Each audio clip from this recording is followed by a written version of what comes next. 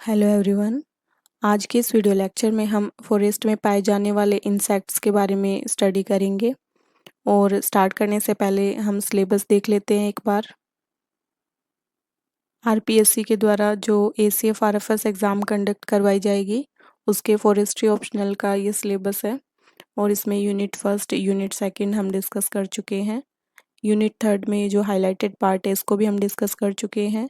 और हमारा जो आज का टॉपिक है वो है insect pest of forest seeds and freshly failed trees and finish timbers. तो स्टार्ट करते हैं। हमारा जो टॉपिक है वो है insect pest of forest seeds and freshly failed trees and finish timbers.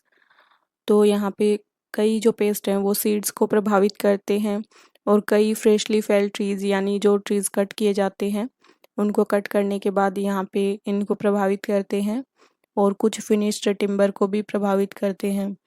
तो इन पेस्ट के बारे में हम एक एक करके डिस्कस करेंगे। सबसे पहले हम वाइट ग्रब्स के बारे में डिस्कस करेंगे। वाइट ग्रब्स को आप स्क्रीन पे देख सकते हैं। ये मेजर पेस्ट है। टीक, मैंगो, साल और लिग्यूमिनस सीडलिंग में पाए जाने वाला ये पेस्ट है और ये काफ़ी नुकसान पहुंचाता है इन सारी ट्रीज़ को। और इसको कंट्रोल करने के कुछ मेजर्स यहाँ दिए गए हैं। और पेस्ट को जो कंट्रोल करने के मेजर्स होते हैं काफ़ी सारे तरीके के मेजर्स, जैसे बायोलॉजिकल कंट्रोल मेथड और सिल्वीकल्चरल तरीके से इसको किया जाता है कंट्रोल, और इसके साथ ही chemical control method, cultural method. तो ये सारे मेथड्स हम पहले ही डिस्कस कर चुके हैं। और यहाँ पे बताया गया है कि डीप प्लोइंग से, सॉइल सोलराइजेशन से, पॉइजनिंग से और ट्रैप जो है लाइट ट्रैप्स उसका यूज करके इसको कंट्रोल कर सकते हैं। अब हम कटवर्म्स के बारे में डिस्कस करेंगे। कटवर्म्स को आप स्क्रीन पे देख सकते हैं। ये जो होते हैं इंसेक्ट, ये यंग सीडलिंग्स को काफ़ी नुकसान पहुंचाते हैं। यानी जब सीड जर्मिनेट होता है तो जो छोटे छोटे प्लांट्स उगाते हैं उनको ये डैमेज पहुंचाता है, जिससे कि प्लांटेशन के लिए हमें पर्याप्त मात्रा में सीडलिंग यहाँ पे मिल नहीं पाती। और जो फॉरेस्ट कवर है उसको भी इसकी वजह से नुकसान पहुंचता है। इसके साथ ही जो यंग लीव्स होती हैं उनको भी इस कटवर्म के द्वारा खा लिया जाता है। इस वजह से भी काफ़ी नुकसान पहुंचता है ट्री की ग्रोथ को। और जो पाइन, सेडार, मैंगो, सपोटा और कैजुरियाना स्पीसीज हैं उनको कटवर्म्स के द्वारा प्रीफर किया जाता है। यानी ये जो ट्री स्पीसीज हैं इनको सबसे ज़्यादा नुकसान पहुंचाया जाता है कटवर्म्स के द्वारा। अब हम आगे टर्माइट्स के बारे में देखेंगे। जो टर्माइट्स होते हैं ये रूट्स को काफ़ी नुकसान पहुंचाते हैं। दिया गया है कि they cause damage to seedlings either by primary attack और सेकेंडरी अटैक। तो जो टैप रूट सिस्टम होता है उसको ये डिस्ट्रॉय कर देते हैं। इसके साथ ही जो सेकेंडरी अटैक है इसमें ये क्या करते हैं कि follow up attack after drought pathogen. तो उसके बाद ये इसको काफ़ी नुकसान पहुंचाते हैं ट्रीज़ को।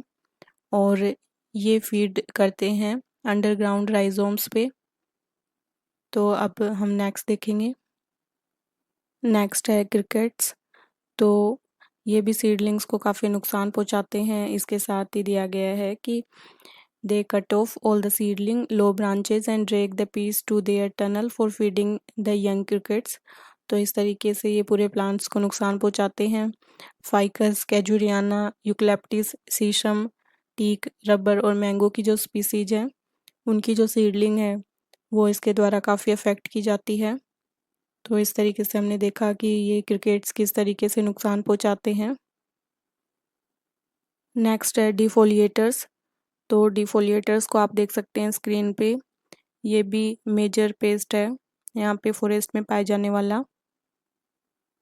इसके साथ ही कुछ सकिंग पेस्ट पाए जाते हैं, स्क्रीन पे देख सकते हैं आप। ये भी काफ़ी नुकसान पहुंचाते हैं फॉरेस्ट सीडलिंग्स को। अब हम कुछ माइनर पेस्ट के बारे में देखेंगे और इसके साथ ही नॉन इंसेक्ट पेस्ट के बारे में भी डिस्कस करेंगे। तो बीटल्स हैं, ये भी काफ़ी नुकसान पहुंचाते हैं कई बार फॉरेस्ट सीडलिंग्स को। इसके बाद माइनर पेस्ट में आता है वीविल्स। तो ये भी कई बार नुकसान पहुंचाते हैं, ये माइनर पेस्ट है। नेक्स्ट है कैटरपिलर्स। तो कैटरपिलर्स भी जो यंग लीव्स हैं उनको खा लेते हैं और इस तरीके से नुकसान पहुंचाते हैं ये ट्री ग्रोथ को। नेक्स्ट है ग्रास होपर्स। तो जो ग्रास होपर्स होते हैं ये भी काफ़ी नुकसान पहुंचाते हैं यंग सीडलिंग्स को एंड जो ग्रास होती है उसको। इसके बाद है सेप सकर्स। तो सेप सकर्स के द्वारा भी नुकसान पहुंचा जाता है प्लांट्स को। तो जो ट्रीज़ होते हैं उनमें कई बार इन्फेक्शन का जो खतरा है वो बढ़ जाता है सेप सकर्स की वजह से। इसके बाद माइनर पेस्ट में आता है ग्रीन लीफ होपर। तो इसके द्वारा भी नुकसान पहुंचा जाता है फॉरेस्ट सीडलिंग को एंड स्पेशली जो लीव्स हैं उनको। नेक्स्ट है वाइट फ्लाइज। तो आप देख सकते हैं स्क्रीन पे कि किस तरीके से जो प्लांट की लीव है उसको वाइट फ्लाइज है इनके द्वारा डैमेज किया जाता है। नेक्स्ट है थ्राइप्स। तो थ्राइप्स को भी देख सकते हैं आप स्क्रीन पे। तो ये भी काफ़ी नुकसान पहुंचाती है फॉरेस्ट सीडलिंग्स को। अब हम नॉन इंसेक्ट पेस्ट के बारे में डिस्कस करेंगे। नॉन इंसेक्ट पेस्ट जो हैं उनमें नेमाटोड्स आते हैं। तो नेमाटोड्स हैं ये इस तरीके से यहाँ पे आप देख सकते हैं ये धागे के जैसे वर्म्स होते हैं और इसके साथ ही जो rat squirrel hare deer mite birds वगैरह हैं ये सारे नॉन इंसेक्ट पेस्ट में आते हैं। ये भी कई बार काफ़ी नुकसान पहुंचा देते हैं फॉरेस्ट सीडलिंग को।